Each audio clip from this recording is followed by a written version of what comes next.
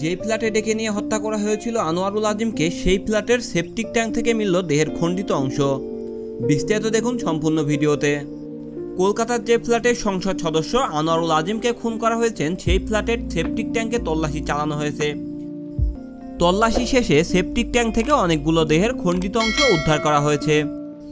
তবে উদ্ধারকৃত দেহের খণ্ডবিশেষ আনোয়ারুল আজিমের কিনা তা নিশ্চিত হয়ে এখনও বলতে পারেননি তদন্ত সংশ্লিষ্ট পুলিশ কর্মকর্তারা। তারা বলেছেন এখনও এগুলো ডিএনএ পরীক্ষা করা হবে, তারপরেই এ বিষয়ে সুনির্দিষ্ট ধারণা পাওয়া যাবে।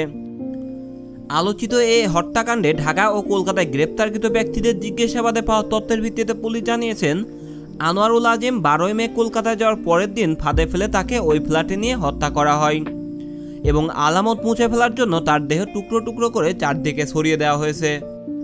পশ্চিমবঙ্গ পুলিশের অপরাধ তদন্ত বিভাগের সিআইডির সঙ্গে ঢাকা মহানগর গোয়েন্দা পুলিশ যৌথভাবে এই হত্যাকাণ্ডের তদন্ত করছে। তদন্তের জন্য বর্তমানে পশ্চিমবঙ্গে আছেন ঢাকা মহানগর পুলিশের অতিরিক্ত কমিশনার ডিবি মোহাম্মদ হারুনার রশিদ।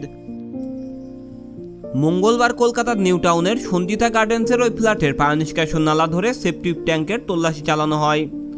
পরের রাতে ডিবি কর্মকর্তা মোহাম্মদ হারুনার রশিদ টেলিফোনে জানান, আমরা বাড়ির সুয়ারেজ লাইন ধরে তল্লাশি চালিয়েছি।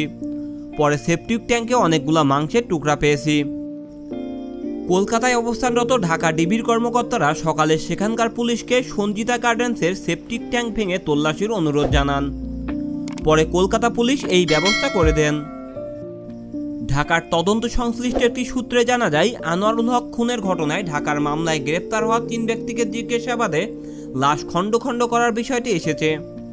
লাশের মাংসের কিছু অংশ বাথরুমের কমোডে ফ্ল্যাশ করে দেওয়ার কথা জানিয়েছেন আসামিরা। এই বর্ণনা অনুযায়ী ধারণা করা হয় উদ্ধার হওয়া দেহের খণ্ডিত অংশগুলো আনোয়ারুল হকের হতে পারে। এর আগে লাশের সন্ধানে গত বৃহস্পতিবার থেকে লাশের সন্ধানে কলকাতা দক্ষিণ 24 পরগনা জেলার ভাঙড়ের জিরগাছা এলাকার খালসহ বিভিন্ন স্থানে তল্লাশি চালায় কলকাতা পুলিশ। আজও ঢাকার গোয়েন্দা দলের উপস্থিতিতে কলকাতার ওই খালে ডুবুরি নামিয়ে তল্লাশি চালানো হয়। তবে সেখানে লাশের কোনো চিহ্ন পাওয়া যায়নি। যেই অস্ত্র দিয়ে আনোয়ারুল হকের মরদেহ কাটার কথা বলা হয়েছিল, সেগুলো উদ্ধার করা যায়নি। ঢাকার তদন্তকারীরা জানান, বাংলাদেশে গ্রেপ্তার হওয়া 3 জন ও ভারতে গ্রেপ্তার হওয়া 1 জনকে জিজ্ঞাসাবাদে পাওয়া তথ্য অনুযায়ী লাশ পেতে তল্লাশি চালানো হয়।